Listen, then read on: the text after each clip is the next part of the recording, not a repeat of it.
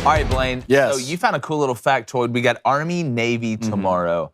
Tell everybody what you found, because a lot of people are talking about prisoner exchange. Yeah, prisoner exchange. We found one on the periphery here. Prisoner exchange is in the air right now. Everyone's talking about it. Army, Navy do a little prisoner exchange of their own. They pick a couple students from their school to go to the opposite school for a semester. So Army kids behind enemy lines. Army goes to Navy. Kids from Army go to Navy. Kids from Navy go to Army behind enemy lines for a little bit. All right, and right before the game starts, they switch back to their other school. Really? So I thought that was a really interesting fact. Right before the game starts. Right before the game this starts. week. They walk it. Yeah, they walk it. That's a pretty cool little deal, though. Yeah, no? I did not know that. Wait, I have a lot of questions. Did they know? Do the other students know? Do the other kids know? For which sure. one? Have to know. Have yeah. to. They know, like, Have hey, to. you're Oh, different. yeah, I would think so. You're not from here. Yeah. They're like, you smell funny. You smell like the water. It's pretty cool. That's one thing cool about the Army Navy game. There's so many little things Yeah. that are like the part of the game, but are their own kind of thing. If you really look into it, it's really fun. Well, you know, dive down the rabbit hole. Obviously, this Brittney Griner situation is important, and we're going to get to it. But I don't want this to overshadow part of the Army-Navy tradition that we have on Saturday, and thanking those people. And it's like, to me, it's almost like another Veterans Day a little bit, where we get to be reminded of the people who allow us to watch games and play games and have these opinions and things like that. So it's going to be an exciting weekend, and we got a ton to get to today. But that is a fantastic factoid. Their flaming dragon. Okay, remember we said we are not Before the monologue Look, does not count. Once the monologue starts. See? And we get into it, we're into it. All right, what are we setting the over-under at? It's 3.5 until you 3.5. somehow go under that. Okay, it's 3.5. You haven't gone under Look, that I'd yet. bet the over if I was betting on it. WNBA star Brittney Griner returns to the United States following her release from a Russian prison. We'll tell you who she got traded for. Baker Mayfield leads a game-winning drive for the Los Angeles Rams without really even knowing the plays. And College Game Day's David Pollack's going to join us to preview a fantastic bowl season and the college football playoff. I'm Jake Crane. It's Flamin' Dragon Friday. Embrace it. And also embrace Crane & Company.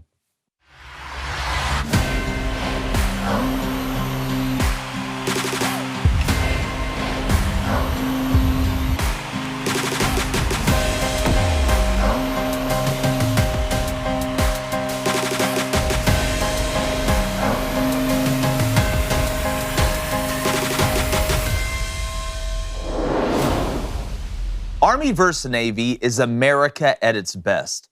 Now, this weekend, Army and Navy will play in one of the most symbolic games that we have in all of sports. This game is steeped in tradition, and in the past has had national championship and Heisman implications. Now, while tomorrow's game doesn't feature two teams which are predominant powers anymore of college football, this game means as much, if not more, than it ever has. Now, right now, with our country being as divided as we are, and really as we've ever seen, and our society being challenged on many fronts, bringing together the people who allow us to have our opinions and freedoms to play this game and comment on this game we all love means more than any championship ring or Heisman Trophy ever will. These are the people who sacrifice everything for us, and being able to celebrate them in this way should unite all of us, regardless of which team's banner you fly, or even if you have a team to root for in any affiliation with this game. Now, my grandfather served in the Navy, and he was there during Pearl Harbor. And while he wasn't as attached to the game or sports in general as me and my father were, when Navy played Army, he was always ready to run through a brick wall. He would cuss up and down when Army would score, and then I'd see the young man in him come out whenever Navy would make a big play. Now, this game features the best of us, and while one team will ultimately be decided the winner, each one of these young men were winners before the ball was even kicked off, and the rigorous schedule they go through isn't for the faint of heart. In all actuality, football practice is the easiest part of their day. There are no bullets flying. There are no missiles launched. There's no reconnaissance other than the scouting report, which with two triple option teams really boils down to just stopping the dive. This game is fun, and we should remember that. In places like Ukraine right now, the fight is real, and you never know when we may be next up. So to all the players and the people serving our country, thank you. And for my grandfather who's no longer with us, go Navy. Beat Army. Let's go, man. I love this game. I've always loved this game. I love this. I think it's one of the best parts about college football and sports in general. Going to bring in my co-host, David Cohn, former Michigan quarterback, Heisman candidate, soon-to-be father of two. Just overall, good-looking cat, man. Oh, Bless. thank you. Bless. On a Friday? I know. Needed that heading into the weekend. Look, I'm just over here just giving out confidence and compliments because they go So hand a little in bit hand. taller now. And then my brother. It's Friday, y'all. We all know who it is. Who is it? Give me compliments right now. I want compliments from both 6'4", on a good day. Flamethrower. a dashing mustache.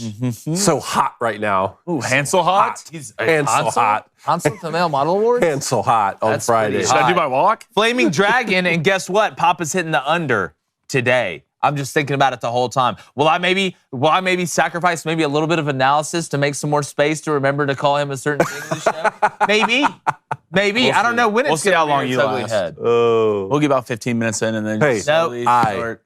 believe that he can do it. I don't. believe that he can do it. don't. Yes, he can. I don't believe that you can. He's got it. Good. Yeah. I love real. See, I he's love already real off to a Micah good start. Parsons. I love vibes from playing you. on the road more than Micah Parsons vibes. You're gonna I hype love it up the about hate. 15 minutes and then you're just gonna cave. I embrace the hate. Do you? Yes. I like that. Yes. That's how I live my life. But guys, you know, as crazy divided as we are, and I know we're going to get into this Brittney Griner thing, and I know people are going to be probably dug in either way on this, like Max. See what I did there? I'm pretty proud of that one. When I look at this game, you know, you look at two triple option teams, you know, you look at the camaraderie, you look at the tradition. I think it's been cool that we've seen Army be pretty good lately. We've seen Navy be pretty good lately, even though, you know, Coach Ken and Navy hadn't gone great the past couple years. But I think this could be like maybe one of those points during the year where we all point to and say, hey, guess what? You know, do I like what you like politically? No. Do I think the person you root for sucks? Yes, that's basically how everybody feels. But you know what? We're Americans, okay? And it's like you said in your Get Off My Lawn. If anybody's gonna make fun of us or not like each other, it's gonna be us. Okay? And right now, I feel like we're like losing some standing around the world a little bit. We need to remember, it's be proud to be an American. Like, we're part of the best, even if you hate this place because you have no other worldly experience or really know how things work, this is still the best place to live. It's the best place to live. You can look like whatever and gain whatever. Like, there's many places around the globe that you can't. So like a game like this just goes to show you when you're watching the flyover and you're watching them fly the flag, like deep down, even the people that hate this country the most that live here, you gotta feel at least a little something. Gotta feel something. I mean, this is like America at its best. Army, Navy, football. We're in December. Christmas is right around the corner. We may be getting fleeced in international trades, but we get to watch a good football game for 4 quarters, and the fellas are going to be out there giving it all because look, it means so much more than just the game. We talk a lot about what college football gets wrong. This it gets right. For this sure. Inter-service rivalry allowed to have its own weekend, to be on the stage after all the rest of the college football regular season and championship games are already done. And I didn't know that y'all's grandfather was in the Navy. Yeah. Mine was too. Nice. Mine was too. There we go. I feel like all our grandfathers, like great-grandfathers, were in the Navy because you had to be. It was just like, this is just my life. Like you had again, especially during like World War. It's like it's not you can be like, well, oh man, 32. Like no, I'm just gonna stay here and paint, man. They're like, no, you got to pick one though. Like Navy, Army, Air Force, that other branch that we didn't really talk That's about. what they told my grandfather. Stuff. Yeah, and he's from Miami. He was always on a fishing boat, loved the water. He's like, I'm going Navy. for sure. Well, I'll go fight for the Navy. I would have to just be a sniper. Like I'm not getting it. I don't like heights, anything but that. I'm not as huge on the water, but I'd much rather be in the water than up in the air getting shot at. Yeah. Things You like wouldn't skydive out the C-47? I wouldn't be a paratrooper, no. Paratrooper? No, I would not be a I'll paratrooper. be ready for y'all when y'all get back. Blaine, tell them what you'd be. Y'all hungry? Taco Tuesday, fellas. We need you on the front lines, Taco man. Tuesday. I am in the front lines. I haven't had garnish in 3 weeks. Hey, Blaine said, it's Taco Tuesday, but we're going to eat it on a Thursday because they upcharge so much. Yeah, No, it's you remember very Blaine's like flexible. all the guys coming back from battle, they're just like shell-shocked after war. And Blaine's like, you think you got it bad?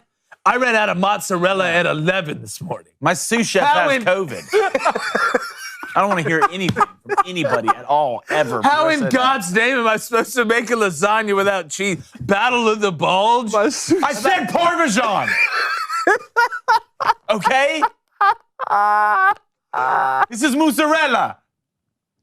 No, but I bet you could make a mean lasagna, though. oh, dude, lasagna is the best. But one thing cool about this game, I would say, you got the flyovers, you got the formations, it's all the things surrounding this game, right? Showing off military hardware before the game, fire-ass Prisoner exchange. You got fire uniforms. Another cool thing, this game has hit the under the last 16 years. Isn't that, what is it? 16 years, and now Vegas, this is as lowest as the under has ever What's it been. at? Wait, really? What is it? It's like 31 and a half.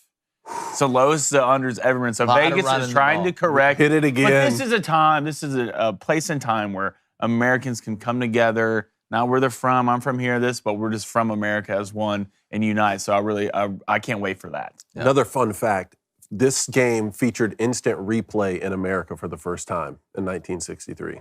Of course, they always have the technology before we get it. And Army's getting a player drafted, Andre Carter. Really? Yeah, absolutely. Well, didn't Navy have a absolutely. long snapper that went like really, really late, or there was something he was trying to get that waiver where you didn't have to serve? It's like I'm trying to remember if David Robinson served 2 years in that submarine. Can What's you it imagine a called? 7-footer in a submarine? It's like, dude, you Not are really. the submarine. Why don't we just strap one of those like periscopes to you and just have somebody just You could. ride you around We'll the ocean corner like you and your Avatar, bride. the Way of Water. Yeah. An hour and a half, easy. Easy. You're 7 foot. You Now can stay in the water we've for a while. got the taste of line, and we decided we like that taste. All right. Speaking about great events, if you like to sports bet, if you're in a place that you can sports bet, you need to download the DraftKings Sportsbook app right now. Use our promo code BOOSTER, that's BOOSTER, because if you place a $5 bet on any NFL team to win their game, you get $150 in American currency in free bets if they do. All right, that's only at DraftKings Sportsbook with our code BOOSTER, BOOSTER. Minimum age and eligibility restrictions apply. See show notes for details. Guys, if Devontae Adams would have scored a touchdown last night, I would have hit a same-game parlay for $250 on a $20 ticket because I used the boost. Look, I'm going to tell you, the fast and easy payouts is fantastic. I love the boost. I'm a parlays guy. Okay, I'm a parlays guy. I'm not going on there most time making one bet except if it's the show bets. I'm not going out of my way to make one bet. I don't like putting a lot of money on one bet. I like putting a little bit of money on a lot of bets. And it's obviously worked out with the parlay situation. But I love that I can get a boost. They're like, all right, hey, you go to the college basketball tab. It's got the little bar that says you want a 25% boost on any basketball parlay. Well, if I parlay 10 teams together, 25% is a hell of a lot of money. So like you can go, I've had tickets hit that were $700 that with the boost was over $1,000. Like $300 extra on there. It's in like chump change. They're not throwing shekels at you. I'm telling you, look, DraftKings Sportsbook is the move. Did we hit any of our plus 700 yesterday? That's what I'm saying, the Devontae Adams one. That was the one for you? Dang, I wonder.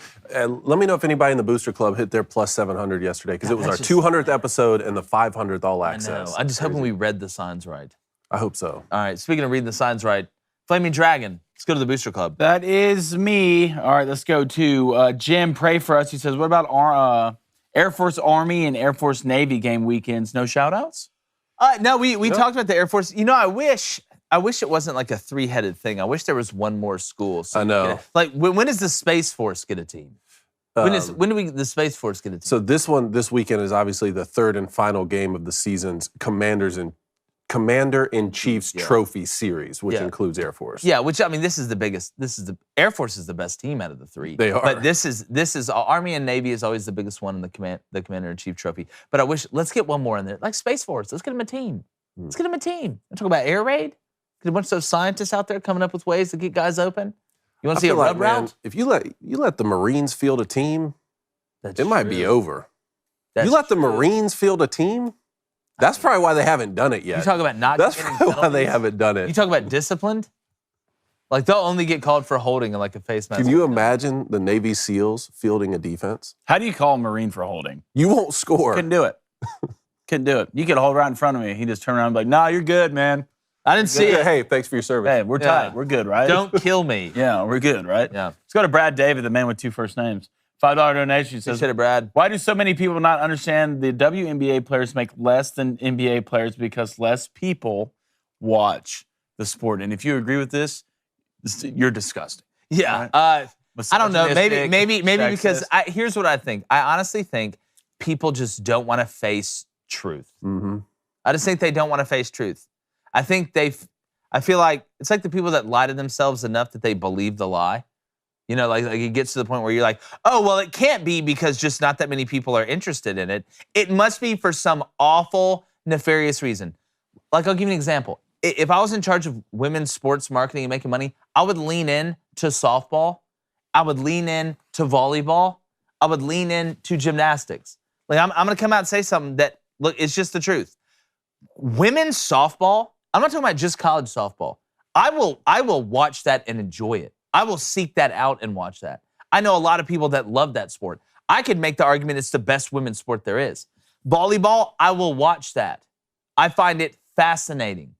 The speed of the game is more what we're used to seeing. Gymnastics, unbelievable. Watching those girls flip like that and contort it's just crazy to watch and how unbelievably athletic that is. Not saying that women's basketball isn't athletic. I'm just going to be honest with you. It's not entertaining. It's not entertaining because a lot of it is speed of the game. And you know what? There's nothing that you can do about it. There's just nothing you can do about it. Because if I watch one NBA or high-level high school or Division I or college basketball game, comparing baseball to softball, there's not that big of a gap. There's not. The speed of the game's about the same. It's probably faster for softball. In volleyball, the speed of the game is pretty fast. At men's volleyball, yeah, the speed of the game's fast, but you look at how volleyball is played, the women it's very comparable. Basketball's not. It's not even close. That's sorry. That's interesting. Like it's just the truth. I'll say I enjoy watching women's tennis a lot, especially when I was playing a lot of tennis and I was trying to get better. And one interesting fact of it is a lot of times you'll get two males playing professional tennis where the points are over after a point or two because they hit so hard, you know. But the women's tennis, there'll be long rallies. It actually makes it more entertaining. That's just one aspect of women's tennis that I find interesting. It's like I'll go into this. The WNBA will never even get close to what the NBA makes. I bet if they leaned at, which you see college softball, there's a reason college softball, the Women's College World Series and Super Regionals are on ESPN. Like, people watch that stuff. I think softball could overtake college baseball at some point if they really leaned into it. I really are getting close. The talent gap's closer, I think. Right? You're saying I think the softball because softball it's just softball the baseball. No one's watching women's basketball because the talent gap from a woman playing basketball to a man playing basketball is a lot bigger than a woman playing softball and a guy playing baseball. And you can relative that to the speed of the game. There's a bunch of little things in that. But other than that, people want to watch people that are the best at what they're doing. That's what I want to watch. It's not because you're a woman. It's just like I can go either watch y'all celebrate someone with the most normal dunk ever, or I can go watch John Morant windmill, throw it off the backboard to himself and dunk it. All right? People want to watch people who are the best at their sport. And softball, there are really extremely good players in softball, whether that's the USA going to play, whether that's college or whatever. Soccer. That's the one that gets me because the U.S. in soccer and women's, they're better than everybody. Most of the time, they beat everybody. But they can't beat a 15-year-old kids from Dallas. So that's the reason I really don't watch women's soccer because I know the level of talent gap that's there. And softball is extremely close. Gymnastics is extremely close. That's why I think those get more pop. People watch that more than like the WNBA or U.S. soccer. I think more sports fans in general watch women's softball and watch women's volleyball, fans of all sports. I think the people that are watching women's basketball are mostly women that played basketball, are girls that are going to become women that play basketball. I don't know that many men that say, oh my God, I can't wait to watch this women's basketball game. I've known a lot of men that said, I tell you what, Oklahoma is about to play Florida in softball, and I am watching that. Whereas if women were just playing baseball, identical rules, identical I field. think it would be very similar to the NBA and the WNBA. Yeah, because the softball is different enough from baseball that it makes it's interesting and it's unique. Yeah. And it sort of makes up for it. I think that's just the truth. People will call me misogynist, but I just think that's the truth of the matter. And deep down, if we can all just play a game of let's be honest, I think a lot of people would agree with me. What else do we got? Oh, Michael Hochfelder, a little hot take, is someone who's unfortunately been to the Army-Navy game. It's like watching high school football. I went to the University of Florida. It's a game of who has the better running back. Both of the quarterbacks can't throw. But isn't that kind of what separates it a little bit too? The reason it reminds you of high school is because a lot of high schools run that style of offense. We don't see the triple option in high-level football. You don't see it in the NFL, really, even though the RPO is really the past version of the triple option, but I'm not diving into that. Most colleges, you don't see running the triple option, but I think it's just kind of that old school, grab a hot dog, grab a beer or Coca-Cola, and go watch two teams line up in a condensed formation and run the ball at each other for 4 quarters and see if they can score a combined over 31 points. All right, Smith Tenney with a $10 donation. Appreciate it, Smith. Appreciate it. So I want to say thank you for making listening to the sports fun again and ask you to send good vibes to my alma mater. My little brother playing for Arizona 4A football state title today. Let's go. Go Eagles. It's Go that time Eagles. of year, boys. Woo! December, state championships. Fly. Quack. Quack. That's Doug. Quack. Quack. Quack. Quack. Quack. Quack. This is how we show support. Quack. That's exactly right. Congrats on the 42 Eagles quack now. win. It's 2022, man. Tell them to keep it Everything posted, quacks. too. We want to know if they close that out. Yeah, for sure. Sean Pennison, #Guys Creating Company. Would you rather have your favorite WNBA team win a title or have $5? Well, I'd have to have a favorite WNBA team first. Give me the $5. Give me Give me the $5. Dave? Look, I'll take the 5. With inflation, I know it doesn't get you much, but give me the 5. It's really worth 3. Justin Decker said he's nailed a 3-game parlay in basketball last night. Ooh, nice, Justin. Nice. Better than Justin I did. Decker, upper or lower. That always gets me. David Wyman, the Coast Guard Academy and the Merchant Marine Academy both play NCAA D3 ball and have their own big rivalry game. That's pretty cool. How about that? Why did I not know about that? Why do I not know? Yeah, why did I not? Oh, I haven't never heard about that. Sean Pennison, what would be a better neutral site for the Army-Navy game? On a ship. Like we play the college basketball games on a ship. White House lawn. When you go, it goes White House lawn. Blaine's over there. I'm sorry. Flaming Dragons over there thinking. Yep, I didn't say it. He said it. No, not to me. That doesn't count. No, it doesn't count on me. No, hell no. We're going to get back. We're flipping through the rule book right now. No. We're flipping through the rule book. I say all that to say great idea. Yes, White House lawn. Yes. What if it was like rotating home and home? Like when Navy played, you played it on an aircraft carrier. But when Army plays, you play it on the White House lawn. I love it. That is a fantastic. Travis Elrod says women's MMA is good to watch. I love watching. No, okay, that's two people fighting each other. Okay, I'm gonna watch two people fighting each other. Even if it's women, It's great, isn't it? you watch. Especially if MMA? it's women. What do you mean? I think the WNBA. Were you ever 12? The WNBA is the only sport. If they started fighting each other, I still wouldn't. I think so. I hope so. You skipped 12? You went straight. Conan was so tall, they skipped him from 11 to 13. I think I remember being 12. Yeah. Let's go to Miles Masters. He says, was Navy to the American Conference a mistake? Seems like they haven't been the same as far as success goes. I've actually been asked this question more times than you think. I think all these independent schools are gonna have to join a conference anyway, eventually. So in the long run, no, but at the time, possibly. I think, if you look at the success rate of them being in a conference, and again, I want this to come off as me talking down about somebody joining a conference. Colleen, Notre Dame. But yes, I'm gonna say yes. I think this is the one caveat where I think they should stay independent. Should have Kelly Clarkson. I think the service academies have a right to stay independent if they want, and they'll never have trouble getting games. Every school is going to want to play. Not me though. You know my rules. Yeah, I do know your rule. They can do what we they don't want. schedule. Wait, unless Jake's. Jake's the head coach. Jake's non-conference rules. Yeah, my non-conference scheduling rules, as I've gone over, no triple option, no team that's based on a religion. Nobody fights harder for longer than people that are worried about the afterlife. Yeah, those are my two big ones. And if we're going to play a neutral site, game, it's going to be in my state. A la New Orleans, LSU, Atlanta for Georgia, Oregon. It's like, oh, Jake just got the Auburn job. They're going to play a neutral site game in Opelika.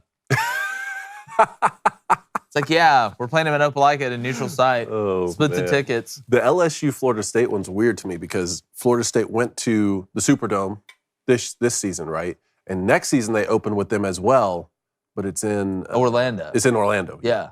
It's a neutral site, home and home neutral site, man. Just come to our stadium. Yes. Let's go to AJ Adams 22. He says, Army doesn't really have any direct relation to the White House. Aren't the guards? They're all Marines. I mean, maybe that's true, but that doesn't mean why they can't get up here and play some football. Okay, well, you know what? Then let's do it at Gettysburg then. I mean, where do you want to do it? Tell me. Where do you want to do it in a helicopter? Just have 75 helicopters? Floating field. Oh, There's a lot happening here. Elon. It's Play on Saturday. How much does the game matter to you? Yeah. Blonde? Big net. In case I somebody wonder calls it. who's already playing in the game. All right, one more, and then we're going to get to rapid fire. Heather Mama, what's up, Heather? She says, I love women's gymnastics, and it's a difficult sport, but I know there's no ball, so y'all probably wouldn't call it a sport. Still, the defensive side is hitting the floor. It's pretty tough. Look, I've watched. Look, I dated a girl who's Yes. the number 2 gymnastic in the world, like in the U.S. at one point. Yeah. Look, That stuff is crazy. to watch. there are caveats to certain rules. It's not a sport if you're not throwing something or it doesn't have a ball. There is one caveat there, and that is gymnastics. Okay? Because anybody that's doing this, like this, they do this. Woo! And lands. It's a sport. Let's see that again. What about fighting?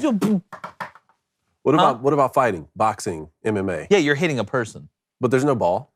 That doesn't make it a sport. What about running? What about track? That's that's field, exercise. not field, That's track. exercise. Nobody Usain Bolt- exercises by going and doing triple backflip ollie axles off a trapeze bar. Like they go jogging.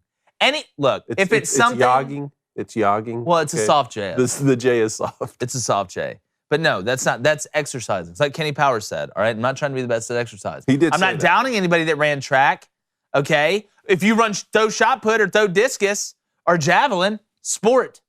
But you running for a long period of time is not a sport. That's just you exercising with other people and somebody's finishing first. As someone who will stand on an island without fear, I applaud you. I just think you're going to have an uphill battle telling people that track's not a sport. Well, you know what they say about bears. They're just as fast uphill as they are downhill. Especially No when one's they're on ever said cocaine. that. You see the new Cocaine Bear trailer? Blaine was talking about this. The Yeah, Cocaine it's Bear insane. trailer? Real story. Ate $2.1 million worth of cocaine. For 10 minutes, he was the deadliest thing in the universe. They made a whole In the movie about it. universe that the sun is. That was a joke. Oh, geez, Okay. That's a joke, dude. I was about to say, I hope you're not Goodness serious, super gracious. serial on that one. All right, let's get to rapid fire, David. All right. Obviously, the news broke of Brittney Griner's release yesterday on our show here. A couple more updates here. She was, in fact, traded for Russian arms dealer Victor Bout, and the exchange happened in the UAE, and we have some footage of that as well, but I just wanted to get your thoughts. All right, here's what I'm going to say about this Brittney Griner thing, and social media was obviously ablaze yesterday. Okay, I think that you can, on one hand, multiple things can be true at once. Okay, we say that a bunch on the show. Like I've said, when Shapiro came on here and everybody else, I'm glad Brittney Griner's back and okay. I can be glad about that and also upset at the situation and the process. You know that saying like, well, there's more important things than sports? This is one of those times. This is one of those things. We didn't trade a right-wing hockey player back to Russia to play on their team for a basketball player, okay? This isn't sports. Sports is a game. I cover it for a living, okay? I'm very fortunate. I love it with every fiber in my being. It's a game. This guy you're about to see that we traded Brittney Griner for, he doesn't play a sport. He doesn't shoot a ball. He sells guns to have people murdered, whether it's U.S. nationals, police officers. He is a mercenary for hire is basically what he is. They call him the merchant of death, not because he's an unbelievable point guard that you don't want to play. It's that he sells. The movie Lord of War with Nicolas Cage is based off this guy. Okay, so when it comes down to the trade in general, we got fleeced. We got fleeced. And it is serious. It is serious. What this guy can possibly do compared to anything that Brittney Griner will ever do, the severity of it is not even close. And I blame Brittney Griner for putting us in this situation, but I don't blame her for us being stupid like this. Because this is what this trade was. It was stupid. Here, you give us a basketball player back when we have a former Marine, whether he was honorably discharged or not, former Marine that's been in there serving, 4 years? You've got another guy who's serving like 16 years.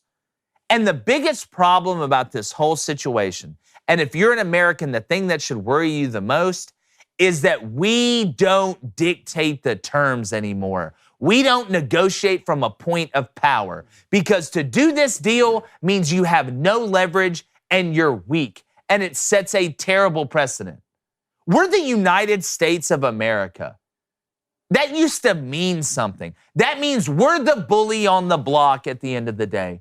And then we can go back and forth and we can negotiate, but at the end of the day, we are going to get most, if not all, of what we want. The fact that we only got Brittney Griner back for this guy is a joke. It's a joke. We should have gotten Brittney Griner back. We should have gotten the Fogel guy back. We should have gotten Paul Whelan back, and hell, a prisoner to be named later. But this is all we get. So now, if you're one of these dictatorships or one of these countries that's run by criminals, just wait for the next somewhat high-profile American citizen. Wait for the next high-profile American citizen to come, kidnap them, and we'll just capitulate whatever you want. Because we don't operate from a position of power anymore. Does that mean that you're going to get every single thing that you want? No, but we shouldn't be on the losing end of the trade.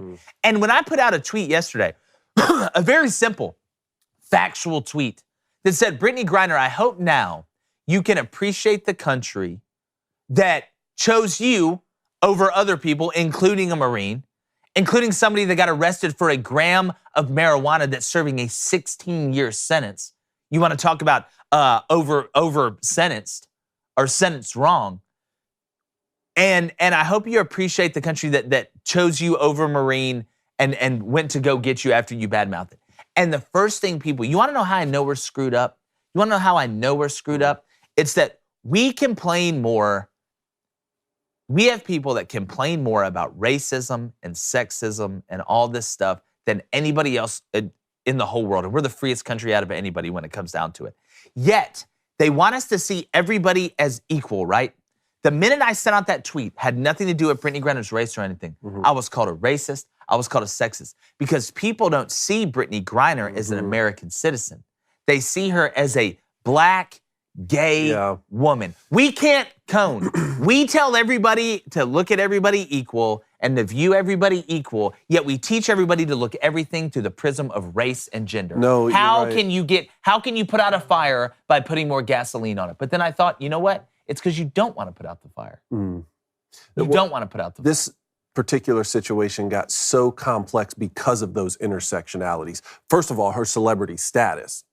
Second of all, the actions during COVID with BLM and kneeling for the national anthem, like you talked about, ethnicity and sexuality, all those things running together made everybody in this country have an opinion one way or another. So I was just trying to think yesterday about just a couple facts of the situation. Take Brittney Griner's name out of it. What we know is an American citizen broke the laws of another nation and she was arrested for it. And the prevailing narrative for the past 10 months is those laws are not right. They're too harsh. This is absurd. We need to get an American citizen back. And I think that statement could be made about a lot of different people who were arrested over there. And we could agree with that. At the same time, we can also agree those are the laws of that nation. You went over there, those are the laws of that nation, they were broken. The second half of that is obviously America was put in a weaker position because of the actions we did to trade for her release. That's just another fact of the situation here is I think, America was put in greater danger by having this person, Victor Bout, be set free and return to Russia.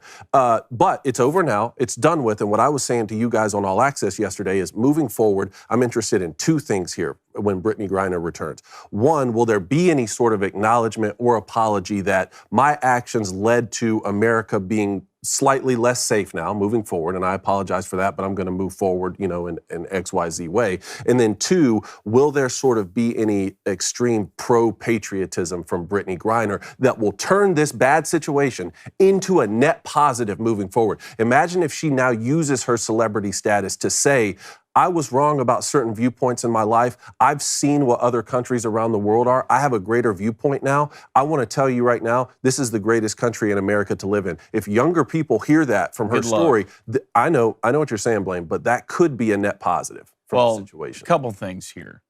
I hope it's like that. I really hope she's found a new thought of the way America is run.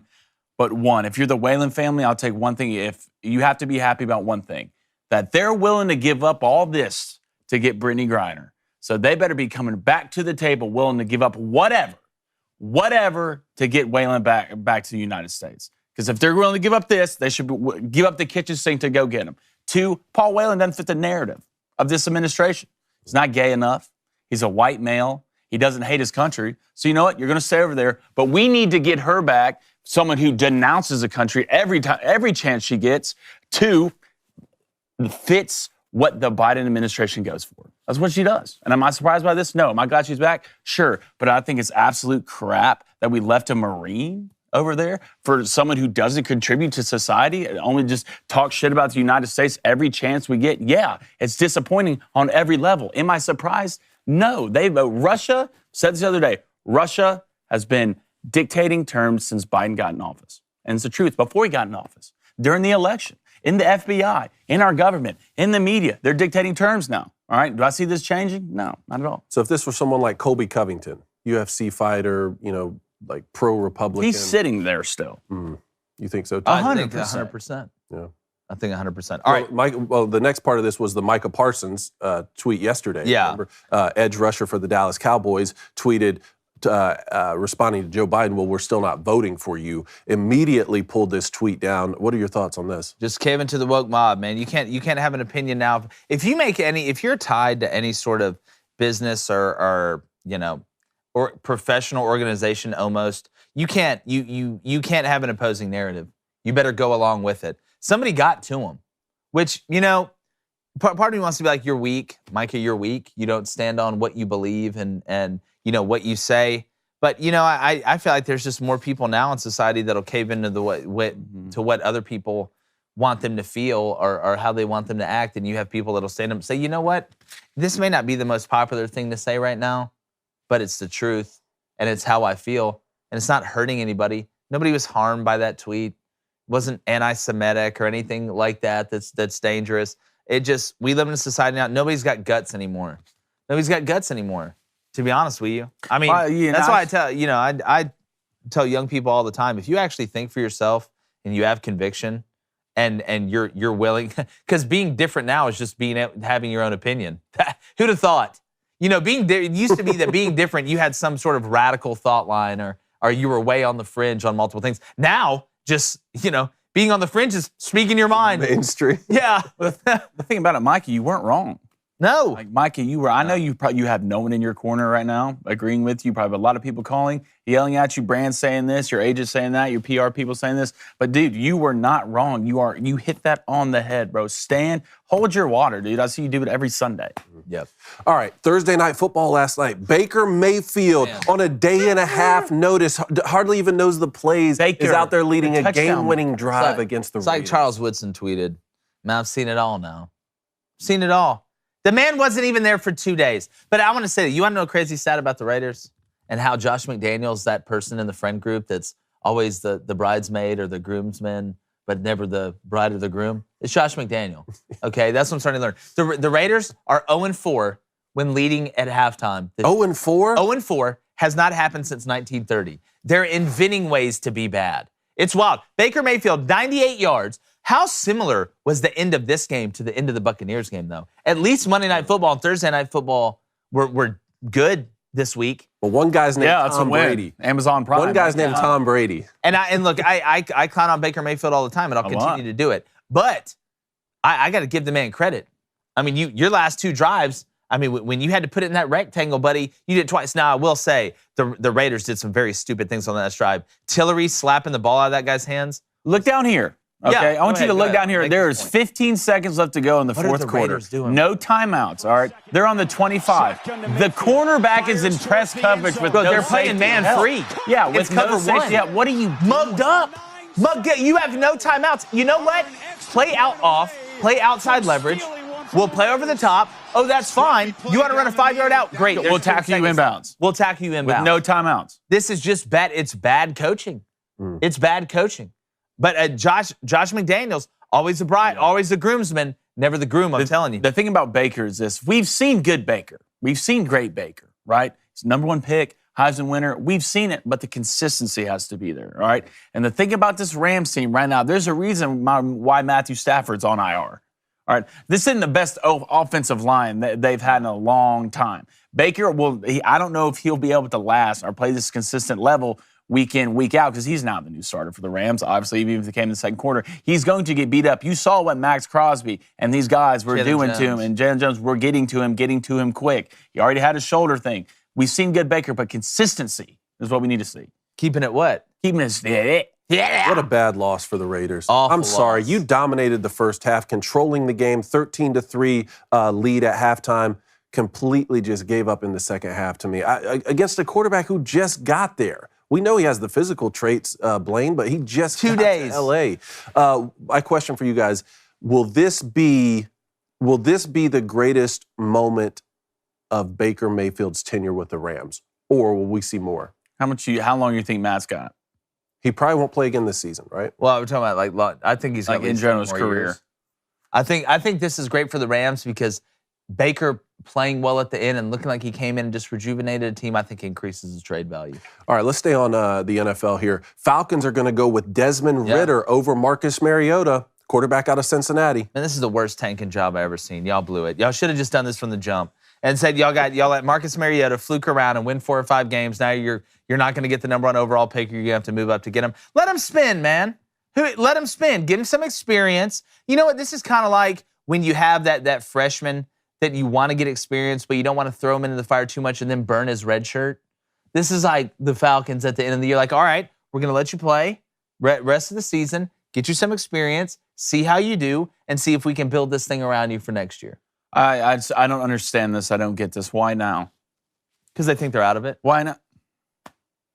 You thought you were in it with Marcus Mariota? Yes. You really thought you were They were in it. with Look Marcus at what division Mariota. they're in. In the NFC South. So they're completely out of it now? NFC They're South, pretty much man. out of it. I mean, Bucks are leading right now at a 6-6 record. I think. Yeah. So they're not completely out of it. I mean, what are the Falcons now? 5-8? I'll look it up. Yeah, so they're not completely out of it at all. Why wait till now? Okay, if you're gonna, it's the same thing with the Kenny Pickett situation with the Steelers. You think you're gonna be in it with Mitchell Trubisky? Guess what? You're not. NFC South, Tampa Bay leads at 6-6. The Falcons are in second at 5-8. Yeah, you're not out of anything at all. I don't What's understand. the Falcons? What's Arthur Blake and these guys waiting to put Desmond Ritter in now. Should have been in week 1. Maybe they decided to tank now. Rest of the schedule, so they've lost 4 of the last 5. Yep. The rest of the schedule is at the Saints, at the Ravens, Cardinals home, and then Buccaneers home. I just don't understand why wait. Well, you've lost 4 out of the last 5. Oh, were you talking about do it earlier? Yeah, do it earlier. Why are you that. waiting till half the season when that. you're still in the race to start Desmond Ritter when you know what you were getting out of Marcus Mariota? I'm sorry, not everyone's going to Geno Smith the situation. Just wake up one day and be like, wow, I'm a completely different quarterback. You're not expecting that with Marcus Mariota. So if you know who your guy is, week 1 of the NFL season, and you have a guy who's maybe a veteran guy, maybe it's good for him to sit behind Desmond Ritter, teach him as he goes, but I don't like waiting until half the season to play a guy you should have been playing week 1. Part of me thinks Geno Smith just went castaway. Like he was just on an island with a volleyball with a face painted on it and nothing else for like 2 months. And He's playing so good. yeah, he's playing at such a high level. I'm so excited for that. And the Seahawks drafted so well. That was huge. Some interesting news here. Jason Garrett, the former Cowboys head coach, among the finalists for the Stanford head coaching job. Why does this just make sense? I mean, maybe because he's got some ginger in him and that, Stanford's red. I mean, it's a fit. Like, how well will he do? I don't know how good of a recruiter Jason Garrett is. To be honest with you, when he talks, it's like that smile right there. I don't trust you, like in that picture. But I don't know how he's going to be able to recruit Stanford, even though Stanford recruits itself. Yeah. Could they mess around, once every 3 or 4 years and win 9, maybe 10 games? Jason knows the game. They're going to run a pro-style offense. You get you some quarterback in there from the OC and see if you can't figure it out. I don't mind it. I mean, at this point, what was Shaw's last record the last 4 years? Not good. Not great. Do you even have to win at Stanford? I mean, not really. It just looked good. So, yeah. And I still don't trust the guy who can fit a cereal box in his mouth. Jason Garrett. You put him in the pool, it looks like a shark. The Dodgers signed 1,000 teeth. He's their quarterback. It's Dak Prescott with a mustache. That's who it is. Dak Prescott. The Dodgers signed outfielder Jason Hayward, who I still haven't forgiven for beating me in the playoffs in high school, to a minor league After contract. the game, right? Huh? He beat you up? Whoa. Watch Talking your to mouth. David Michigan over there. Watch your mouth. That's true. Okay. You have to get David Michigan protecting the city of Nashville. Jason Hayward, minor league contract, Dodgers. Man, still trying to get in. Jason Hayward, remember, guys, Braves came up first at bat, hits a tank. He's supposed to be the new, the next hot thing for Atlanta. Had some good years, and we saw him go over with the Cardinals and kind of move around. I'm glad he's getting another chance. I hope he does well. Mm-hmm. All right, Dan Snyder. Did you see the Dan Snyder report? Yeah, he's a that bad came out guy. yesterday? Surprise. Yeah. Water's wet. I guess the House committee that was The investigating House him Committee of Investigation. came out and said, yeah, he was in charge of all of the toxic nature of the business. I'm not shocked.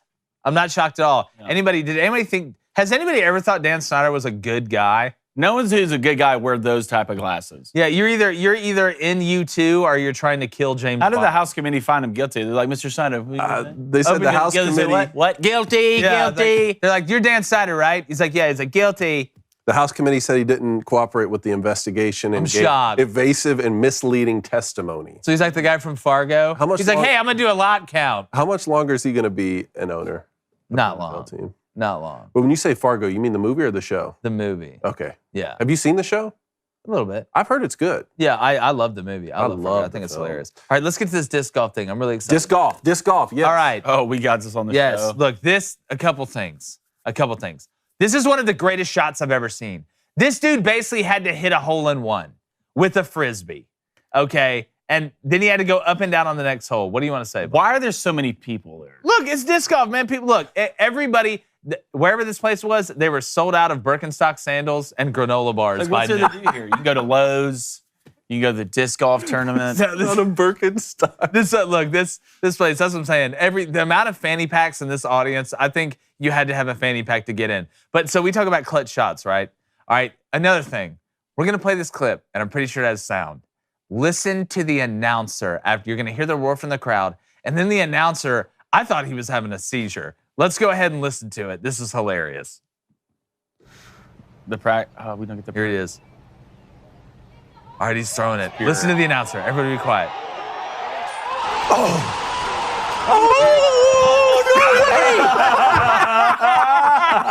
What sound is that, man? Play it back. No. Go back to the beginning. Go back to the beginning. So if you're on audio, you have to go to Crane & Company on YouTube and watch this. This dude, all right, let me just set the scene. He looks like probably in between 20 and 27. All right, he's got a ponytail because of course he does.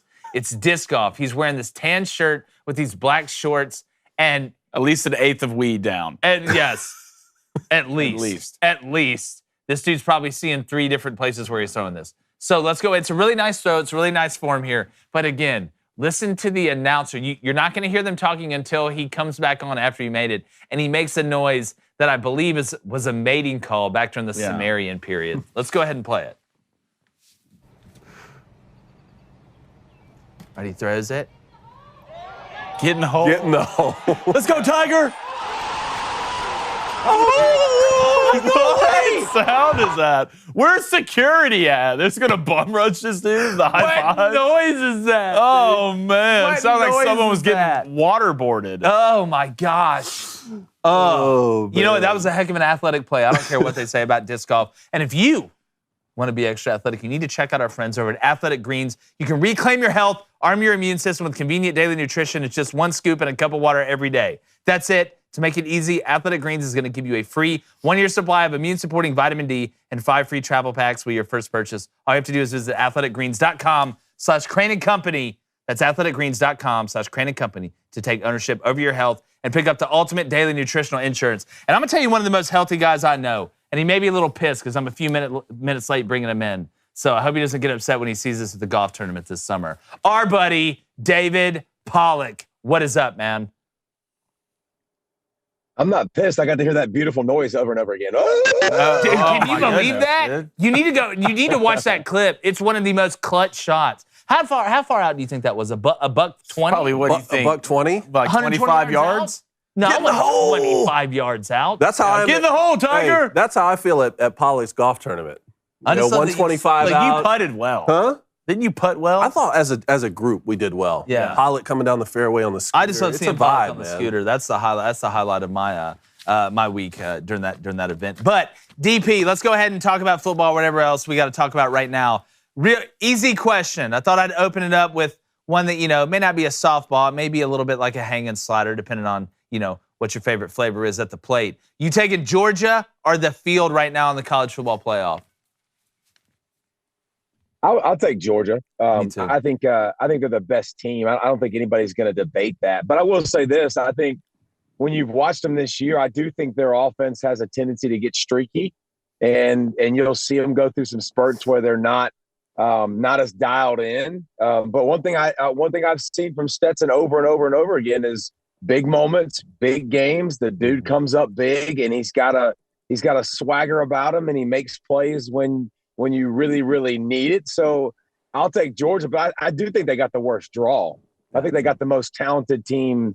Ohio State's got so many dudes. I mean, they've got a lot of, especially offensive firepower. Both tackles are going to be, first and second round picks at the most, at the worst. Your quarterback's going to be a high first round pick. Marvin Harrison Jr. is going to be a high first round pick. Like, there's a lot of talent on that Ohio State roster. They haven't gotten it together and fully clicked in a while. And I watch them, and I wonder schematically what they're trying to accomplish and who they are and what they're doing. And but I think they're a talented team, so I don't think the draw is going to do them any favors. Yeah. A rested Ohio State team after an extra week off after you had another physical game. So I don't think it'll be easy though. Yeah, and you never want to play a team coming off an embarrassing loss like the way Ohio State was embarrassed at home. But schematically, this game's fascinating to me because when I watch Georgia play LSU, and I get it, even when Georgia was in man, it seemed like they were going to keep everything in front of them, kind of go the opposite way of what Ohio State did with Michigan, the way they attacked LSU. They were going to give up stuff underneath and make LSU go 9, 10, 11, 12 plays because they didn't think Jaden Daniels could throw them, in my opinion, down the field consistently enough throughout the game. And when you rotate 5 men on the defensive line like LSU does with what Georgia has up front, it's a matter of time before that dam breaks. If you're Georgia's defense and you see Marvin Harrison Jr., I know Jackson Smith and Jigba isn't playing, but Marvin Harrison Jr., you see Egbuka, you see Stover at kind of that Y flex, tight end H, whatever you want to tag it, position. And then the two healthy backs now, as healthy as they've been in a while with Travion Henderson and Mayan Williams. I mean, you got to mix it up with these guys. I don't think you can go and say, all right, C.J. Stroud, take him 9, 10, 11, 12 plays down the field because he'll sit in the pocket and do it. Yeah, and C.J. Stroud, when it's right and when it's in rhythm and when it's good timing, C.J. Stroud's the best quarterback in college football. Like, he can absolutely spin it. He's got when he knows the answers to the test, man, he is really, really good. He'll anticipate as well as anybody and make some great throws. You just got to make him feel a little bit uncomfortable. And when you watch Ohio State, the weakness of their line is the interior.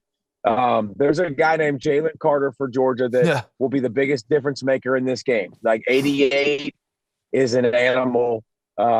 Honest to God, when he's played this year and specifically over the last 4 or 5 games, I think he's the best player in college football, the most dominant force in college football, the way he's been playing. It's just stupid. I got clip after clip. I had to make a tape for him for the postseason. And I can go in every single game and watch him absolutely annihilate 300-pound human beings. Yeah. Like, throw them around like they're my little 6-year-old son. I mean, it's incredible. He's got so much power with his quickness. He's just unreal. So, he'll be the disruptor. He's the guy that's got to get in the lap. It's pressure because I said that about C.J. Stroud, but the thing in turn about C.J. Stroud, if you make him a little bit uncomfortable, you make him a little bit indecisive, you move him off his spot a little bit. He's not an elite creator. That's not what he does. That's not who he is. He'll roll and make a good throw across his body, but he's not that guy that's going to like immediately get pressured, know his answer, and flick it sidearm and make this play. So I think the big thing is, how do you make him feel uncomfortable? Ohio State run game hasn't been, elite by any stretch, but they haven't had both backs healthy. Mayan Williams, Travion Henderson, both those guys, highly recruited dudes, especially Henderson, one of the highest recruits in the country. You can see the juice. So Ohio State, you know what they're going to have to be? They're going to have to be physical. The one thing LSU did that translates to Ohio State is LSU is one of the best in the country. They might be the best in the country at contested catches. And when you watch Ohio State, I think Ohio State's number 2 in the country, 1 or 2 in the country at contested catches. So, Georgia's going to have tight coverage. They're going to have good coverage. Can you make those big plays that you've seen Marvin Harrison Jr. make all year long? Yeah, talking about Jalen Carter, I watched him pick up Jaden Daniels in one hand and hold up the number 1 in the other. Some people, I had a coach tell me one time, some people are born to build spaceships. Some people are born to run for the U.S. Olympic track team. Some people are born to play defensive line. And when you mix that type of power with your hands, with that type of quick twitch in your hips and in your ankles and in your shoulders, that man was born to rush the passer, and that man was born to stop the run. Jalen Carter, I love Walker last year. I like what he's done with the Jags. I think Jalen Carter, when it is all said and done, we look at this 2-year span from Georgia, he'll be better than Jordan Davis. He'll be better than Nakobe Dean. Malachi Starks may end up being better than all of them when it comes down to it. But from a defensive line perspective, give me Jalen Carter all day. Yep. David, Stetson Bennett, national champion, has Georgia undefeated again with the possibility of going back-to-back. 24 hours from now, he will sit front and center at the Heisman Trophy presentation. What are your thoughts on him being a Heisman Trophy finalist, and what will his legacy be at Georgia? Well, I just remember being with you guys at SEC Media Day type stuff, and y'all couldn't even put him in your top 5 at quarterback. I did. For God's sakes. Look at that. I put him in my top 5. See, look at this, man. Blaine hates him, though. First of all, I don't hate anybody. I don't know. Well, he's a Will Levis fan. Can I get some right? Can I get some love for having Stetson in my top 5? Yeah, right. Yes. Thank you. And here's the thing. I had Stetson obviously in my top 5, and it's because, listen, everybody told Stetson he wasn't any good, but Stetson's he's not smart enough or whatever enough to believe it. Like he doesn't care. And he's got, he's one of the best in the country at tight window throws. He makes some really tight throws. Listen, he's a little bit of a gunslinger. But the thing you like about Stetson is he's always bet on himself. He's always believed in himself, even when coaches, and I think I've told y'all this before, but last year, guys, in fall camp, he got 0 reps. It's wild. Yep. Stetson Bennett didn't throw one ball in team. Like it was JT Daniel, it was Brock Vandergriff, it was all these Carson Beck, who's the backup now, like all these highly recruited guys. And they told him, if you want to play, go somewhere else. And now he's looking on the precipice of being the greatest Georgia quarterback in the history of the game. Like it's been amazing, an amazing ride. Listen, Hendon Hooker getting hurt, Blake Corum getting hurt, plays a part in who goes to the postseason awards. One thing too, I get so annoyed with people because they're so disrespectful to people that that earn their way, that do something. And Heisman voting is regional. Like you're going to get a person from the Midwest, you're going to get a person from the West Coast, you're going to get a person like that East Coast. That's the way it works. It always is because the splitting of votes across the country. So it was a pretty cool thing to see a guy and his story.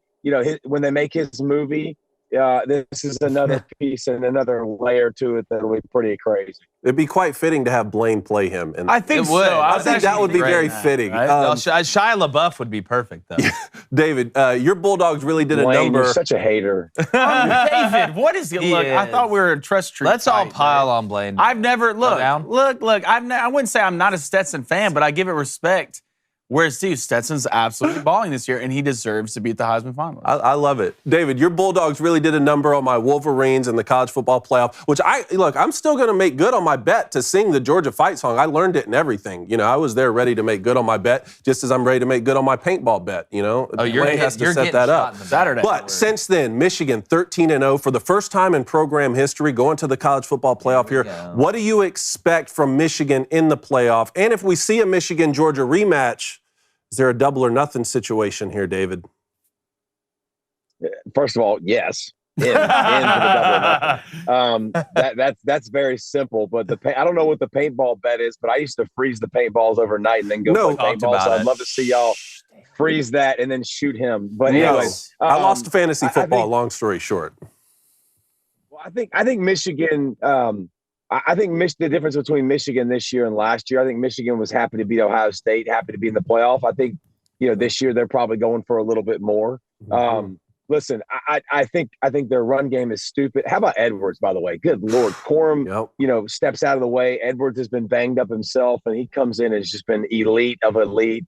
How about the decision by J.J. McCarthy for Coach Harbaugh? Like, McCarthy was fighting with McNamara in the beginning of the season, started them both because I think he wanted to get to the point where he could get JJ in the game because he's a better athlete with more upside, obviously, and it's paid off. I think I think they're gonna take care of TCU. I think it's a bad matchup for TCU. I think Michigan's too physical for TCU on both sides of the line of scrimmage. If they can handle their skill on the perimeter, it'll be good. But I think that, I think just like probably everybody else, if it gets down to Michigan and Georgia, I don't think it would necessarily be as bad as it was a year ago. But styles make fights, and you're not going to punk Georgia. You're not going to line up and pound Georgia. And I think that's what they do. That's who they are. That's how they live. And I think they do it at a little bit higher level with a little bit higher player than Michigan does. But I would not expect the same result as last year. Yeah, well, I think that's one of the reasons he went to J.J. McCarthy, too, because he realizes I'm not going to be able to line up with vanilla ice cream at quarterback and beat Georgia in 12 personnel. I've got to have somebody that can extend the play inside the pocket and outside the pocket. Who was the guy who scored a touchdown against Georgia last year from Michigan? Remember who that guy was? It was J.J. McCarthy. What do you got, man? Well, David, I was expecting a lot of things today, and for you not to come on here and call me a hater kind of hurts, I'm going to be honest. After this, I'm going to go home. I'm going to look in the mirror and I'm going to say, it's not my fault. It's not my fault. It's your fault. So I'm blaming Stetson Bennett. Yes, But I'm going to go straight to the Booster Club here, DP. And Travis Elroy wants to know, #Ask David, what's the most challenging part on working on game day? It's probably just like anything else. It's probably, you travel a good bit and you're away from your family. That's something that is always hard. But I think, it's finding your place, finding where you like. It's a team, right? So we're all teammates, and you're trying to figure out, where's your spot? How do you do it? How do you become the best teammate?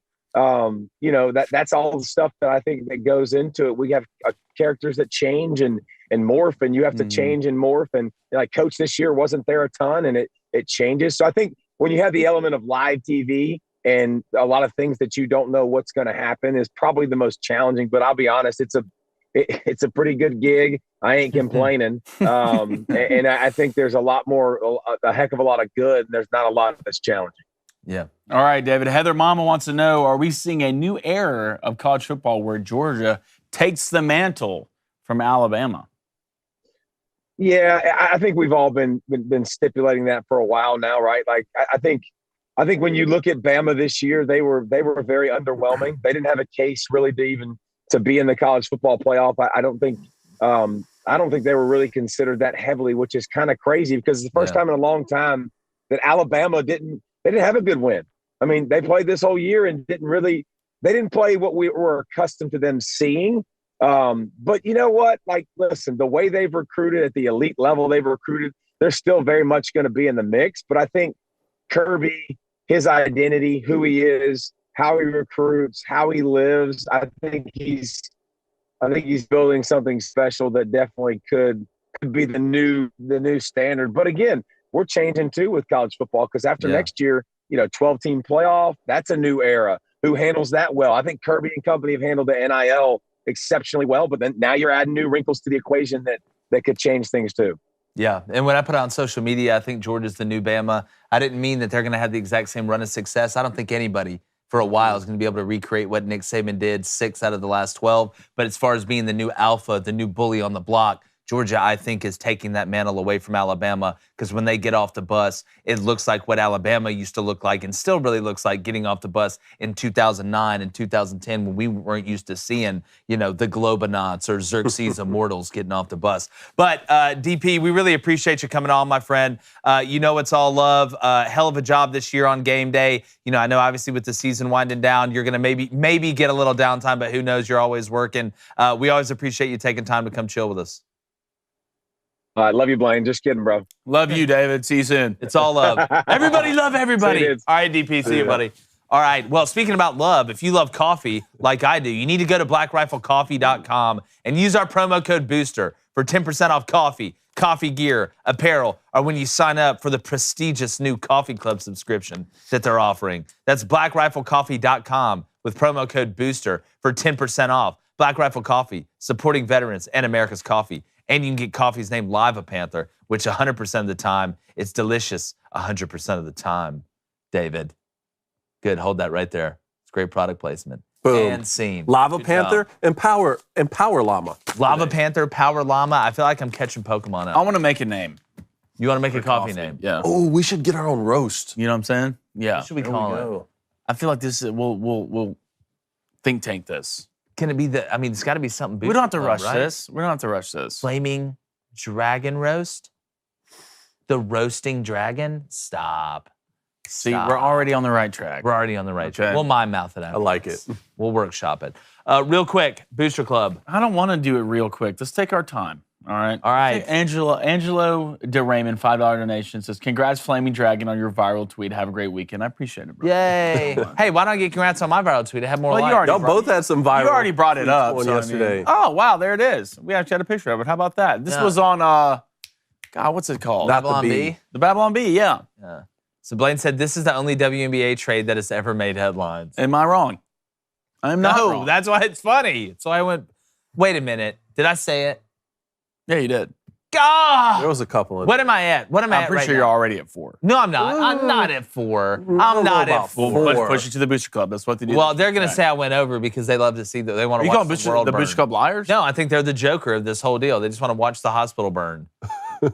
That's rude. Old War Skull 88, $5 donation. Okay, here we go. Watching Blaine try to say perpetuity. Yeah. Yes. Made my day last week. Yes. You can't tell me to say your name right when you can't spell mine right. So when you spell mine right, I'll say your name right. I feel like that's a fair trade, right? Like, perpetuity, that's not an easy word. No, I mean, look, was it hilarious? Yeah. Did I go back and look at it and laugh? No. Did I cry? For sure. But I got it right. It took some Blaine said, time. I'm going to look in the mirror and say, it's not your fault. It's not my fault. It's not my fault. It's your fault. Yeah, so Like should I Tony want... Perkins. She said, should I want Nussmeier or should he want JT Daniels? Start next year. Jaden Daniels? Jaden Daniels. A lot of You Daniels. should want Jaden Daniels. Not JT Daniels. You should not want JT What's the Daniels. hating You against should JT want Not- Daniels. JT come Look, to Auburn. Did you hear the perpetuity, I'll report give that you a came break. JT come to Auburn. Did you hear the report Perpetuity, that I'll came give you a out? break. JT and Jaden, we're slipping off the cliff a little. Did you hear the report that came out of what JT Daniels and his father were demanding from Oregon State last year for him to go there with all the collectives what is and it? all the It's like apartments? and What all is it, that. $100,000. Ended up going to West Virginia. Now he's leaving there. He's going to play in every Power 5 conference. What was it? No, what was it?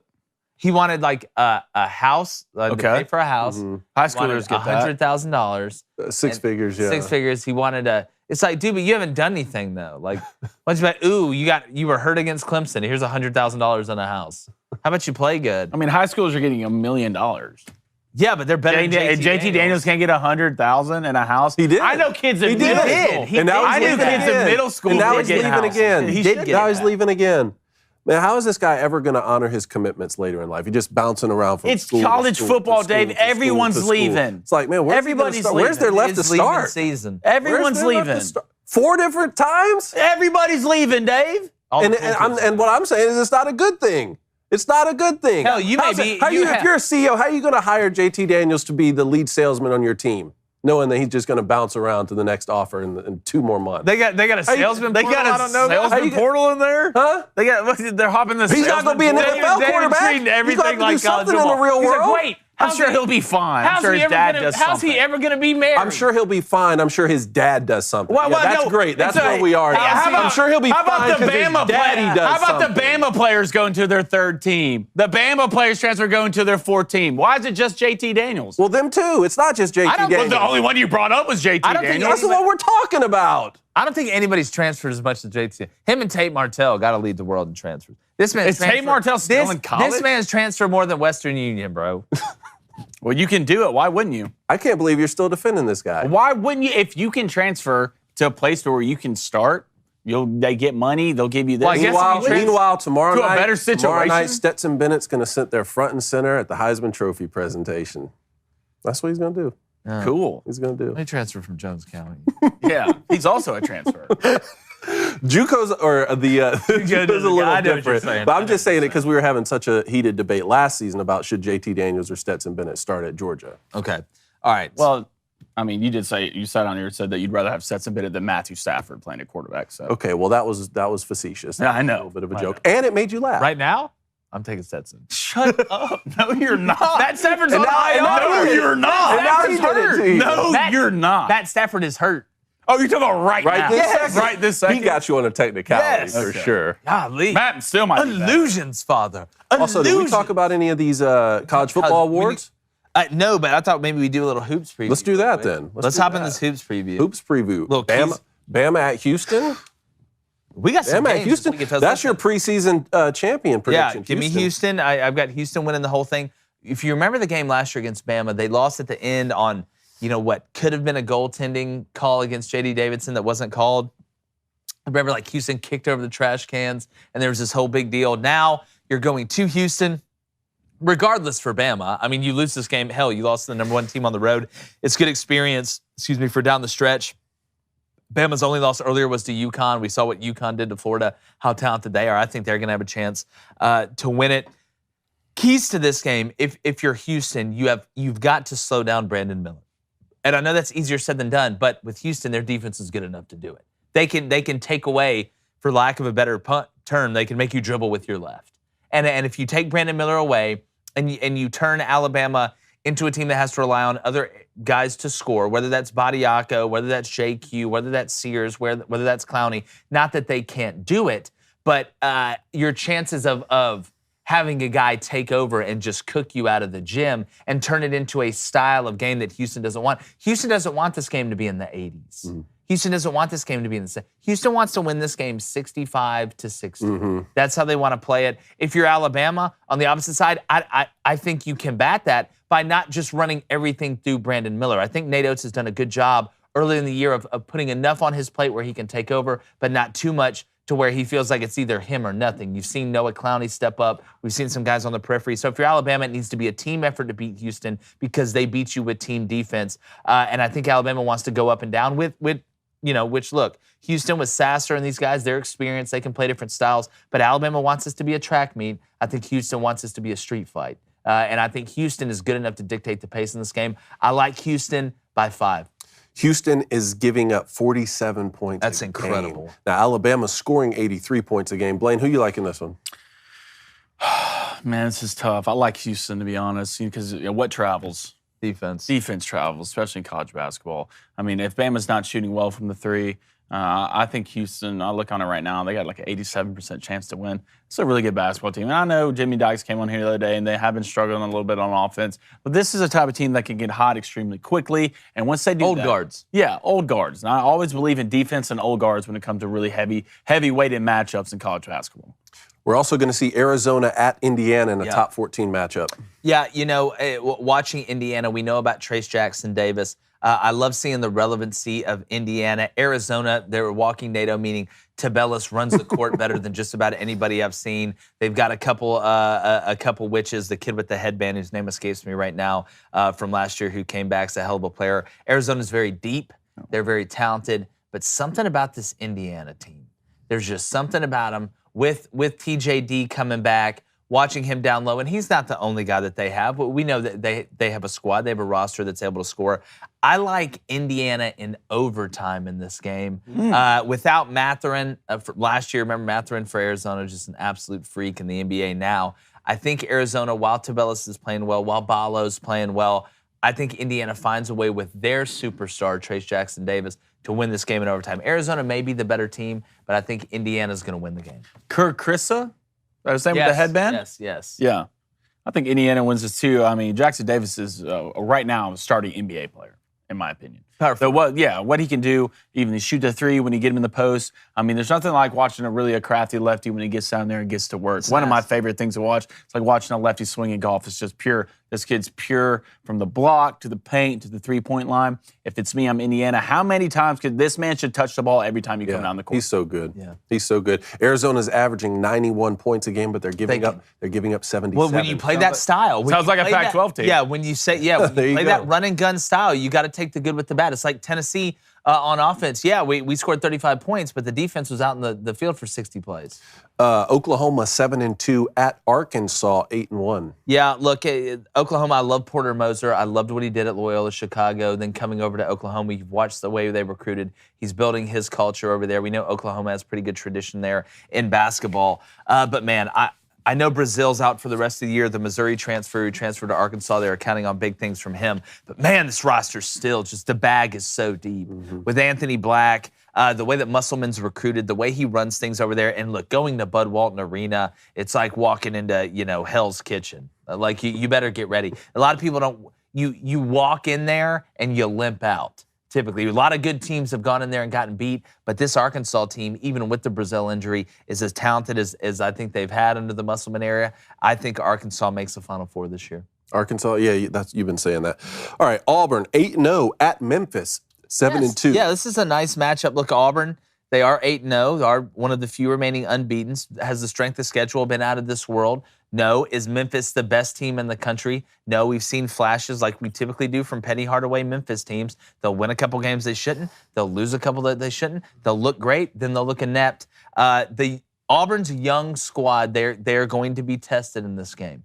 This is a game where you're going to have to see Wendell Green, some of the experienced guys they have, KD Johnson, Zep Jasper, Dylan Cardwell, these guys with experience, Alan Flanagan, really kind of calm the young guys down, Trey Orr, even Janai Broom, who came over from Murray State. He's got a ton of experience, but he hadn't played in a bunch of big games with Auburn. Typically, Murray State, even though they've been ranked really highly in the past couple of years, were the underdog going into these big games. It's different playing as the dog. So I think Auburn has the better roster. They need the young kids, whether it's Westry to step up. You look at a guy maybe like Chris Moore down in the block and get some of the dirty trash plays to keep Auburn in it. I like Arkansas to beat Oklahoma. I like Auburn in this game, but by a possession.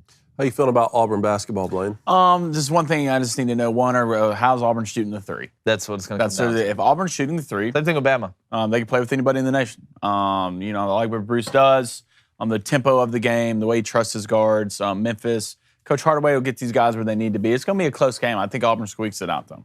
All right. That's what I got. Well, if you want to watch the rest of this, remember, if you want to listen, just stay here. Or you can find us on Apple, Spotify, wherever you get your podcasts. Go sign up for the Daily Wire Plus. We're over 1 million subscribers. I don't know where we're at right now. It may be 1 trillion, but let's get to 2 trillion. Make sure you check out all the fantastic content over there. Sign up. You can check out the All Accesses, which is behind-the-scenes talks with us, just like we sit here and converse. We do it every Thursday at 11:30 as well. So go check that out. Go become a Daily Wire Plus subscriber, and we're going to be right back with bets, the Booster Club, and something else probably.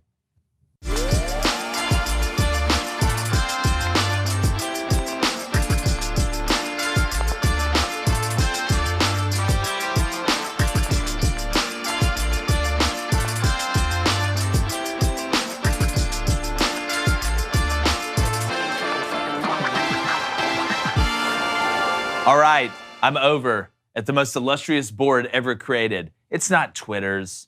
It's not a Monopoly board. It's the DraftKings Booster Bet Board Extraordinaire of Truth, Justice, and Friendship. All right, 1-1 last night. Here's what I got tonight. Just because the Raiders can't close it out. Should have been 2-0.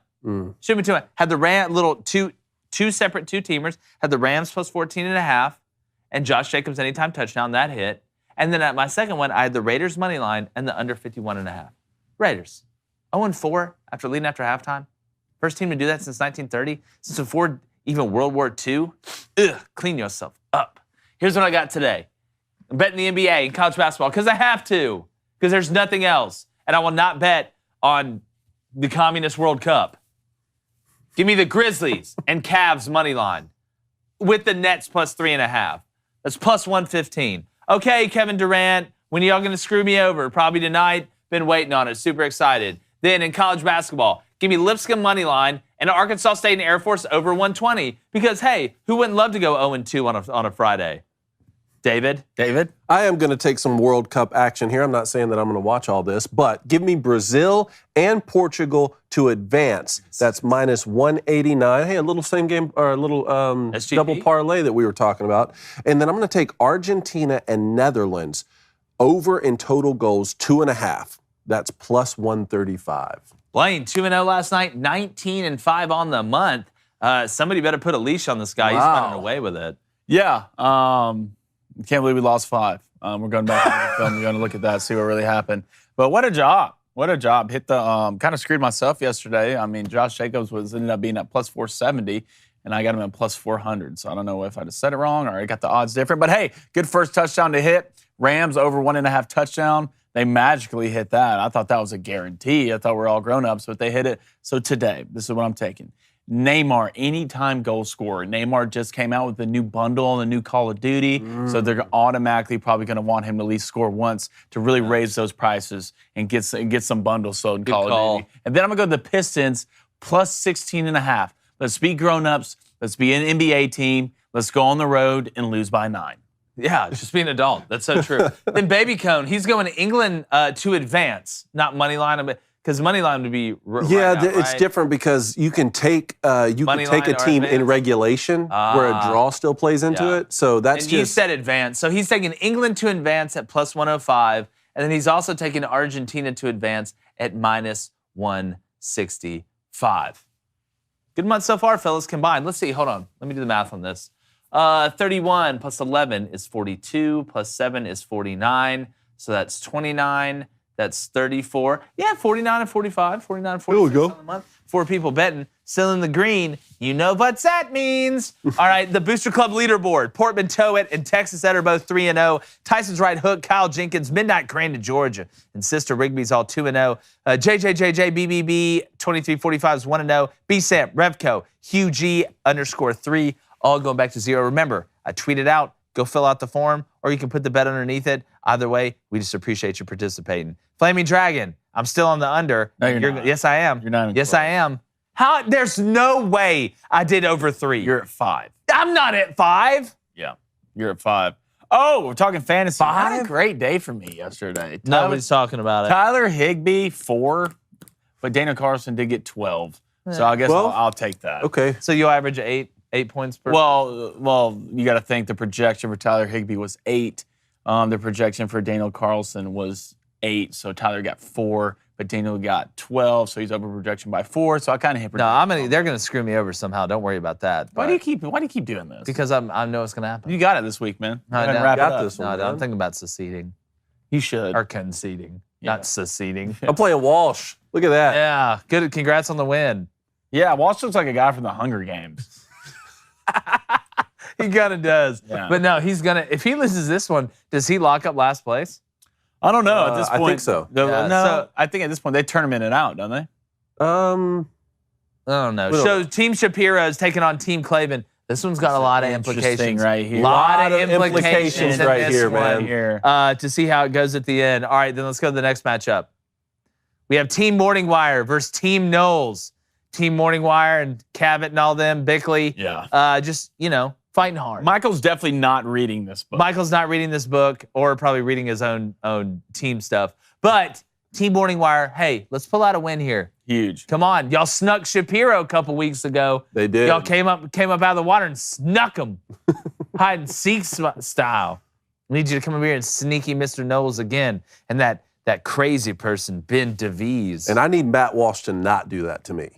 Don't sneak. I need this playoff spot. And Look, now I that want us all 3 in the now that the playoffs. possibility of Matt Walsh going to a WNBA game is getting closer, and Brittney Well, Griner's coming back. I want all 3 of us in the playoffs because that gives us a 75% chance to win Yes, the gold. no doubt.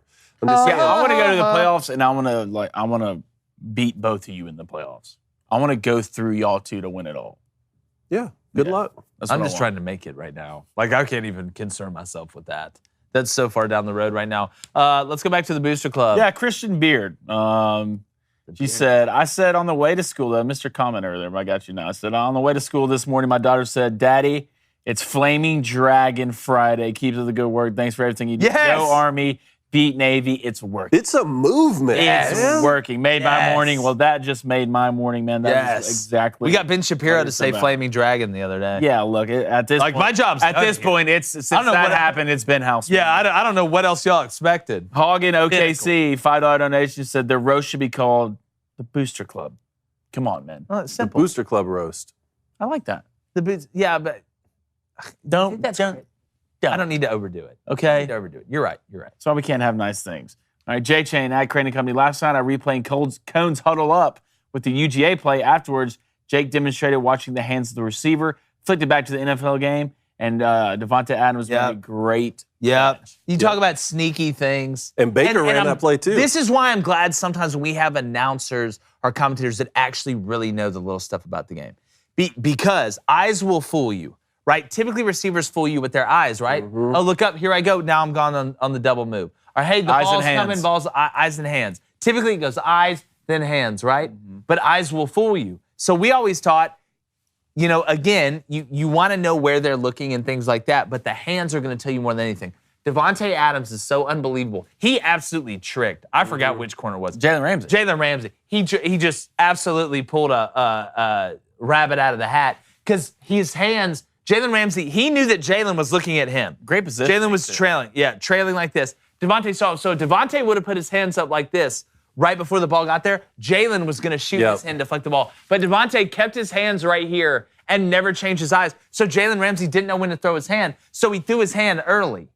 He threw his hand late because Devontae never did this. He just kept it right here. And you think, oh, he didn't mean to do that. Yes, Devontae Adams meant to do that. He 100% meant to do that because the only way Jalen Ramsey knows where that ball is, he doesn't have time to turn around and look at it because when I turn around and look at it, he's going to be gaining ground. The receiver's going to be gaining ground on me because if I'm turning around, I better be right.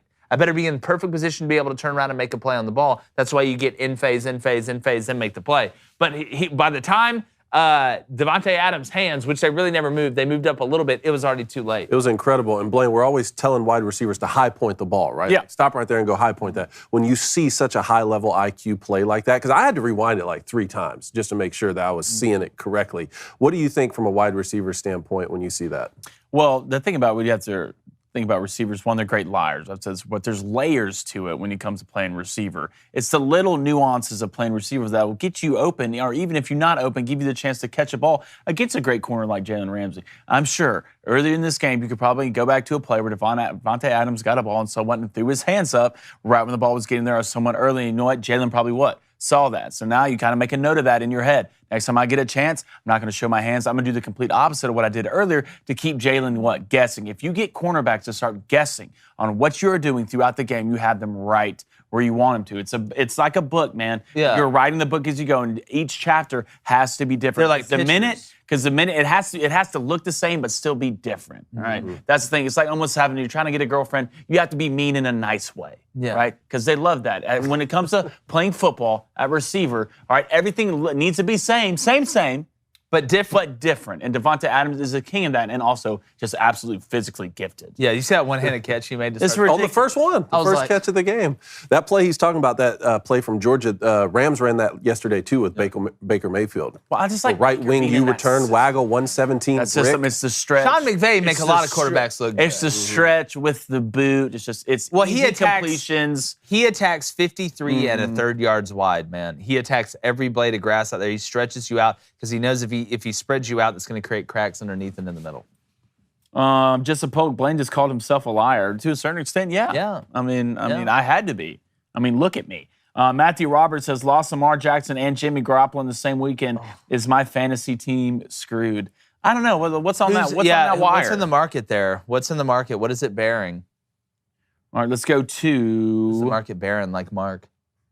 Return to Glory Daily Wire and showing up for you guys. I don't know what's going on with the Daily Wire show. I'm sure they're working on it to get it back up. Let's go to M. Hutton. Says the best intercity basketball rivalry is NCAA basketball tomorrow. Xavier versus Cincinnati brought this up. Who do y'all got winning? Give me the Musketeers at home. Really? You got Dave. I'll take Xavier. You take Xavier? Mm-hmm. Nice. All right, I like that. Give me Together. Xavier as well. Ross Bryan says, I'm still confused. If Alabama has more fouls on the basketball court or are going to have more flags on the gridiron, what do y'all think? More fouls or more flags? I think Throughout you get the more, season? I think you get more. I'd say stoppages. Saturday's game to the bowl game. That Bama said. Mm. Oh, Bama has 17. Say they have 14 penalties. I wonder what the average fouling is per team a game. Well, I think the games, I think you get a lot.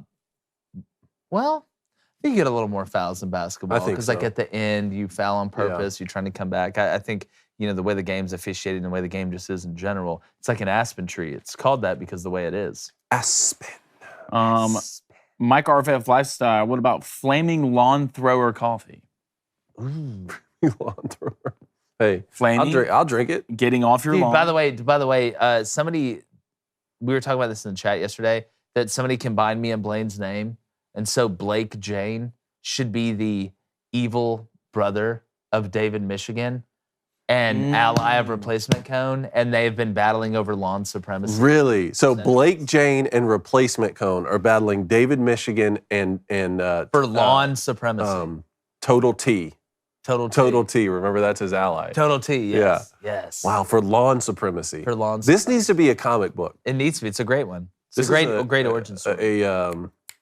A graphic novel. Yes. Graphic novel. Graphic novel? Isn't that what, like, Sin City and Watchmen? Aren't those technically graphic novels? Oh, well, your definition of graphic novel and my definition of graphic novel. Maybe I'm saying it wrong. I'm thinking 50 Shades of Grey when I come down to graphic novel. Maybe I'm getting it wrong. It's different from a comic book, right? 50 Shades of David Michigan?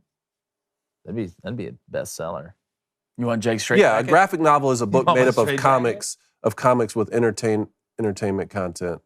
Yeah, easy read. What else would it say? I don't know. Yeah. All right, Blaine, poll. God, well, you know what? Kill me. Yeah, Sin City graphic novel. There we go. Who What's the wins the Army-Navy game? Army or Navy? Well, I'm saying Navy. I'm saying Navy too. Yeah, I'm Navy, saying give me Navy. 65%. They picked Army, but give me Navy 46%. Okay, you said what? Navy 65%. And you said I said I think they picked Army, and so therefore Navy at 46%. okay. So Navy 54%, Army I hit it. 46%. I hit it. No, I hit it 8 and 11. 8 and 11. I'm closer. I said Army. I said they would pick Army 44%. Therefore, Navy was going to win. Oh. I said 46%. So it was 54% Navy. So we really both picked Navy to win. I just guessed. So how'd you pick percentage. Army? You picked Army to win? I said Army 46%, which means that Navy's going to win. But I was trying to guess what the Army percentage. You got to make a ruling on that. Yeah, he we'll said go back and- he we'll go said back and they look at said the footage. Army. Yeah, can we go back and look at the footage? What part of this You said math? that they said Army was going to win. No, Then you I said they Army said at Navy was going to win. 46%. No, Flaming Dragon. That's It's too not late what now. I You can said. call me Blaine. You're past it. at this Okay, point. Blaine. Yeah, you're past it at this Blaine. point. I think we're on 6. Well, now I'm just going to run the check up in case maybe you had that over under like 6.5 or something on the alternate line. Blaine, there it hit again. All right, make sure you guys are subscribed everywhere. Appreciate David Pollack for coming on. Make sure you check us out on all social media as well. Got some great content coming for you tomorrow. Natan Levy of the UFC just had a big dub. Also had some other things to say you definitely want to check out on our Saturday special. We've got him. Enjoy Army, Navy. Enjoy your college hoops. And enjoy us if you haven't seen some of the extra videos. We appreciate you. And like the chances of Michigan being soft up front on the offensive line, we're going, gone.